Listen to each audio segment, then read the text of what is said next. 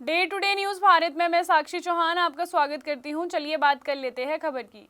SBI bank से करोड़ों का लॉकर गायब, पीड़ित ने लगाया बैंक के अधिकारियों पर मिलीभगत का आरोप। आपको बता दें कि फरीदाबाद में देश के सबसे बड़े बैंक यानी कि एसबीआई से जुड़ा एक बहुत चौंकाने वाला मामला सामने आया है।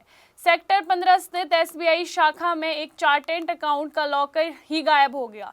इस लॉकर में करीब 2 करोड़ रुपए के सोना और लाखों रुपए का चांदी और अन्य कीमती सामान रखा हुआ था। पीड़ित सीए डीसी गर्ग का आरोप है कि बैंक अधिकारियों की मिलीभगत से उसका लॉकर तोड़ा गया और बाद में उस लॉकर का नंबर किसी और व्यक्ति को अलॉट कर दिया गया। इस मामले की शिकायत बैंक के हेडक्वार्टर्स और पुलिस दोनों को दे दी गई है। फरीदाबाद के सेक्टर 15 मार्केट में स्थित एसबीआई बैंक में जहां 2 दिन पहले एक हैरान करने वाला मामला सामने आया है। सीएडीसी गर्ग का ये लॉकर करीब 12 साल पुराना था। जब उनकी पत्नी लॉकर खोलने बैंक पहुंची तो बैंक कर्मचारियों ने बताया कि इस नंबर का कोई भी लॉकर उनके पास मौजूद नहीं है। ये सुनकर परिवार हैरान रह गया क्योंकि लॉकर की सालाना फीस पिछले साल तक उनके खाते से कटती रहती थी। घटना की जानकारी मिलते ही डीसी गर्ग अपने परिवार के साथ बैंक पहुंचे और अधिकारियों से पूछताछ करने पर बताया कि उनका लॉकर किसी और व्यक्ति को अलॉट कर दिया गया है। पीड़ित का कहना है कि उनके पास आज भी लॉकर की ओरिजिनल चाबी मौजूद है। बैंक का दावा है कि शायद उन्होंने अपना लॉकर सरेंडर कर दिया होगा, लेकिन डीसी गर्ग का कहना है कि अगर उन्होंने लॉकर सरेंडर किया होता तो उसकी लिखित प्रक्रिया होती और चाबी बैंक के पास जमा होती। डीसी गर्ग के अनुसार उनका लॉकर में करीब 1.25 किलो सोना और 3 किलो चांदी और अन्य कीमती सामान रखा हुआ था। उन्हें अब तक ये जानकारी नहीं दी कि उनका लॉकर कब तोड़ा गया और उसमें रखा सामान कहाँ गया। आपको बता दें कि उनका आरोप है कि बैंक अधिकारी की मिलीभगत से उनका लॉकर तोड़ा गया है।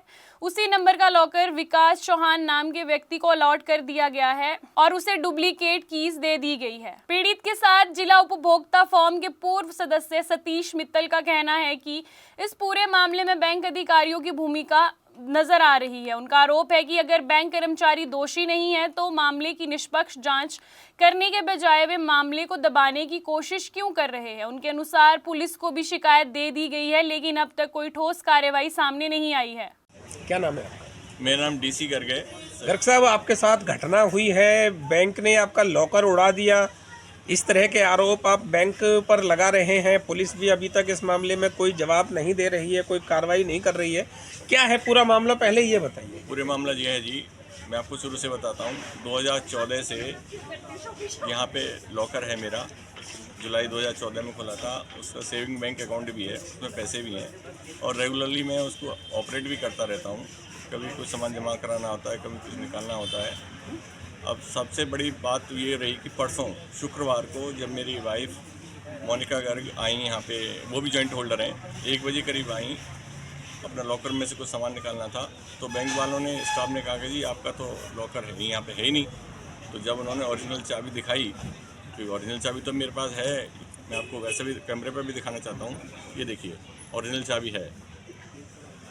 तो जब उन्होंने थोड़ा गुस्सा किया कि भाई क्या मजाक कर रहे हो तुम मेरे साथ, जब ओरिजिनल चाबी है, मैं रेगुलरली आती हूँ सामान रखने निकालने। तो तब उन्होंने कहा जी आपका कौन सा नंबर था? कि जी हमारा तो 1038 नंबर था। तो उन्होंने भाई बुलाया कि भाई सेविंग बैंक का अकाउंट नंबर बताओ, ये बताओ, सब कुछ बता दिया। उसके बाद में देखा कि जी ये तो हमने किसी और को दे दिया है, फिर भी चलो आपको एक बार चेक करवा देते हैं। तो एक लड़की है जो यहाँ पे नीलम, जो ऑपरेट करवाती है, वो मैडम को साथ लेके गई थी। तो जब वो चाबी लगाई तो वो खुला ही नहीं। तो जब उन्होंने फिर मुझे फ़ोन किया तो फिर मैं भी 2 बजे करीब यहाँ पे पहुँच गया। मैं बाहर था, मीटिंग में था कहीं। तो जब मैंने मैनेजर को थोड़ा पूछा, पहले तो वो ऐसे ही करता रहा। जब मैंने उसको थोड़ा धमकाया मैं कि भैया मेरा कहाँ गया लॉकर, दीजिए मेरे को लॉकर के बारे में बताइए। फिर वो 2-3 मिनट बाद बोला कि जी हमने तो आपका लॉकर अलॉट कर दिया है। किसको अलॉट कर दिया? कि कोई विकास चौहान है, उनको अलॉट कर दिया है। तो मैंने बोला भाई उनको बुलाइए, उनकी चाबी के साथ बुलाइए। तो थोड़ी देर बाद उनको बुलाया।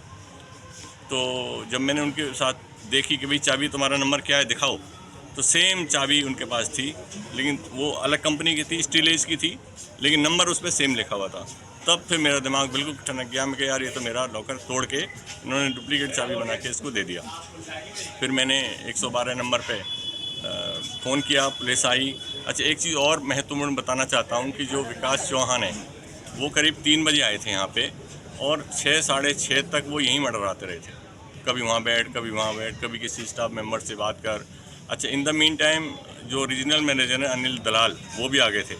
तो उन्होंने जैसे उनका जो जिस ढंग से विश किया था विकास चौहान ने, मुझे ये लगता है वो उनके अच्छी तरह से जानने वाले हैं और इनके भी अच्छी तरह जानने वाले हैं, जो विकास चौहान जिनको नया अलॉट किया हुआ है।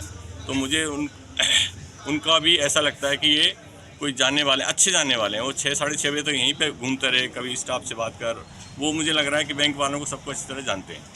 डॉक्टर साहब, क्या था आपके लॉकर में, ये बताइए। सर देखो, लॉकर में मेरे करीब अब बहुत सारा सामान था, गहने थे, सिक्के थे, गिन्नियाँ थीं, और मेरा तो पूरे परिवार का सामान वहीं था। मेरा सामान, मेरी लड़की का सामान, मेरे भाइयों की स्त्रियों का सामान, सब कुछ मेरे, क्योंकि मैं बड़ा भाई हूँ परिवार में, तो सब पे मेरे ऊपर भी भरोसा है। तो सारा सामान एक ही जगह रखा हुआ था, पूरे परिवार का सामान था। तो करीब ये समझिए भाई साहब कि 1 से सवा किलो के बीच में तो सोना था और करीब 3 किलो के बीच में वज़न की चांदी थी, और ये सब सामान था वहाँ पे मेरे लॉकर में। तो न तो वो लॉकर में सामान कहाँ गया, मैंने वो भी बताया। मैं वो तो बताओ कि जी हमारा सामान आपने ले लिया होगा, जी आपने सरेंडर कर लिया होगा, निकाल लिए होगे, जी भूल गए हो आप, ये हो गया वो, उठपटांग बातें बताते रहे। असली बात उन्होंने बिल्कुल नहीं बताई। फिर हमने पुलिस में बताई, पुलिस वाले तुरंत आ गए, पुलिस वालों को भी कोई जवाब नहीं दिया। और उसके बाद में कल फिर आए थे यहाँ पे। फिर पुलिस वालों ने हमारे सामने आके इनको सम्मन दिया है, कुछ दस्तावेज मांगे हैं, हमको दिखाया था कि भाई, तो अभी तक हमने पुलिस को फ़ोन किया तो भैया हमारी FIR लॉन्च हो गई, तो लीजिए अभी हम FIR आपकी कल देंगे, क्योंकि हमने भी दस्तावेज मांगे हैं उनसे। शाम तक हम वेट करेंगे उनके रिप्लाई का, उसके बाद में हम परसों आपको FIR की कॉपी देंगे। ये बात हुई है। अभी FIR नहीं हुई है, परसों का ये मामला था। हाँ जी, और अभी तक FIR नहीं हुई, अभी नहीं हुई है। किसी अधिकारी से कोई संपर्क किया इस मामले में? हाँ, SHO सेंट्रल वाले भी आ गए थे कल सुबह, उन्होंने मुझे फ़ोन किया था, जी मैं यहाँ बैठा हूँ, जरा आप आ जाओ। तो हम आए थे, हमारे साथ ही भी आए थे मेरे साथ। दर्शक साहब, एक बात बताइए, अगर पुलिस इस मामले में कोई कार्रवाई नहीं करती है तो अगला स्टेप आपका बैंक के खिलाफ क्या होगा? देखो जी, मैंने बैंक के खिलाफ ऑलरेडी चेयरमैन को लिख दिया है, और उस संदर्भ में बैंक वालों ने इन्वेस्टिगेशन ऑफिसर ऑलरेडी अपॉइंट कर दिया है। और जो मुझे लगता है अभी यहाँ पे 3-4 साल पहले के जितने भी ऑफिसर थे सारे आए हुए हैं, और इन्वेस्टिगेशन ऑफिसर भी आए हुए हैं। तो वो छानबीन कर रहे हैं कि भाई इस मामले में हुआ क्या है। तो जो मुझे लग रहा है, अभी तो आपने देखा हुआ शटर खुला हुआ है, तो इसमें सारे लोग हैं यहाँ, और लोगों से भी पूछा है, ये गार्ड साहब से पूछा है कि भाई कितने आज सारे संडे है तो शटर खुला हुआ है, यहाँ पे लोग हैं, सारे लोग बैंक वाले हैं, आप देख सकते हैं। ऊपर उठा हुआ है, लगभग 4-5 वीडियो दे देंगे, अंदर सारे के सारे बैठे हुए हैं। आप बेशक खोल के दिखवा भी सकते हो। तो आपको, आप तो न्यूज़ वाले हो, आप तो कर ही सकते हो। तो अब ये वाली कहानी, अभी तक पुलिस वाले ने, मैंने फ़ोन करके पूछा था, वो यही बोल रहे थे कि जी अभी उनका इंतज़ार कर रहे हैं, उनका कोई रिप्लाई आया नहीं है। जैसे उनका रिप्लाई आ जाएगा, मैं कहा जी रिप्लाई अगर नहीं आएगा तो बोल के तो फिर हम आए या ना आए, हम कल तो दोपहर तक तो आपको FIR दे ही देंगे। ये मामला है। ठीक, आप भी CA हैं। गर्ग साहब ने वैसे तो आपको सारा एक्सप्लेन किया है, पर मैं कुछ संभावनाएं मैंने कोशिश की है कि सोचूं कि इसमें क्या क्या हो सकता है। एक तो जो बैंक कर्मचारी, बैंक मैनेजर हैं पवन रावत जी, कोई जानकारी देने के लिए तैयार नहीं है। अगर कोई स्टाफ मेंबर कोई जानकारी देने की कोशिश भी कर रहा है तो वो उसे रोक देते हैं बार बार। तो हमें किसी तरह का कोई कागजात नहीं दिखाया जा रहा, कोई जानकारी नहीं दी जा रही। 3-4 संभावनाएं बनती हैं कि अगर वो कह रहे हैं कि आपका लॉकर हमने तोड़ दिया, तो लॉकर तोड़ना इतना आसान काम नहीं है, उसके लिए बड़ा प्रोसीजर लंबा है जो सारा की सारा फॉलो करना पड़ता है।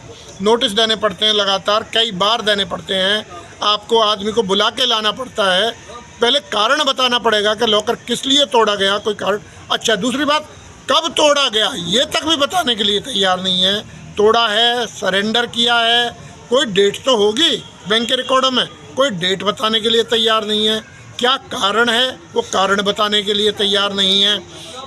और तोड़ने की जो प्रक्रिया है वो ये है कि नोटिस वगैरह देने के बाद अगर व्यक्ति नहीं आता है तो जो इनकी एजेंसी है तोड़ने वाली, उसको बुलाया जाता है, उसके कर्मचारियों को बाकायदा लिखित में बुलाया जाएगा, हर चीज़ की एंट्री होगी, आने की जाने की, उनका बिल रेज होगा। 5 इंडिपेंडेंट विटनेस आएंगे, 5 इंडिपेंडेंट विटनेस के सामने लॉकर को तोड़ा जाएगा, उसमें से सामान जो निकलेगा उसको स्ट्रॉन्ग रूम में जमा कराया जाएगा। ऐसा कोई प्रोसीजर नहीं है। तोड़ने का जो बिल होता है वो जिसका लॉकर था उसके खाते में डेबिट किया जाएगा, एक पैसा डेबिट नहीं किया गया है। सतीश जी किसी एक तरह छोटी का- सी बात बताइए, SBI जो नाम है बैंकर में सबसे बड़ा बैंक बोलते हैं SBI में। इस आप CA हैं और आपके पास तो बहुत बड़े बड़े क्लाइंट भी आते हैं और बहुत बड़े मामले भी आते रहते हैं सामने। इससे पहले भी कोई इस तरह का मामला सामने आया है या भरोसा किया जा सकता है कि SBI में भी ऐसा हो सकता है? देखो जी, अब तो भरोसा इस घटना के बाद तो बिल्कुल उठता जा रहा है कि कुछ भी हो सकता है। अभी तक हम सोचते थे कि हम घर में सुरक्षित नहीं रख पाएंगे अपने धन को तो बैंक के लॉकर में जमा करा दें। अब तो लॉकर ही सुरक्षित नहीं है। ये मुद्दा ये नहीं है कि कोई 100-200 लॉकर टूटे हों, 10-20-50 टूटे हों। एक लॉकर को तोड़कर उसका सामान निकालकर इस तरह से गायब कर देना और उसका कोई जवाब नहीं देना, ये तो विश्वास खत्म हो गया पूरी तरह से। हो सकता है कि एक के अलावा और भी 2, 4, 6 और भी लॉकरों की। तो मैं आपके चैनल के माध्यम से एक बात ज़रूर कहूँगा, जिन का भी इस बैंक के अंदर लॉकर हैं, सभी लोग आकर इस बैंक के लॉकरों को अपने को चेक करें, क्या उनके साथ भी कोई ऐसी दुर्घटना तो नहीं घट गई है, उनका सामान सेफ है या उनका भी कहीं चुरा लिया गया है, डकैती डाल दी गई है बैंक कर्मचारियों के द्वारा। पूरी तरह से इसमें बैंक कर्मचारियों का हाथ है और कोई संभावना इसमें नहीं है। लास्ट बात बताइए, पुलिस क्या कह रही है इस पूरे प्रकरण में? पुलिस कुछ नहीं कह रही अभी। पुलिस कह रही है हमने दस्तावेज मांगे हैं, दस्तावेज देने को तैयार नहीं है। पुलिस को भी और इंक्वायरी ऑफिसर को पता नहीं क्या दिया है, कल तक तो दिया नहीं था इन्होंने कुछ भी। आज भी अभी हमारी पुलिस का SHO साहब से बात हुई है, अभी तक कोई कागजात इन्होंने पुलिस को नहीं दिया है और पुलिस भी 2 दिन हो गए उसने कोई अभी तक FIR दर्ज नहीं की। ये समझ में नहीं आ रहा, इतनी बड़ी डकैती है और उस पर FIR दर्ज नहीं की जा रही।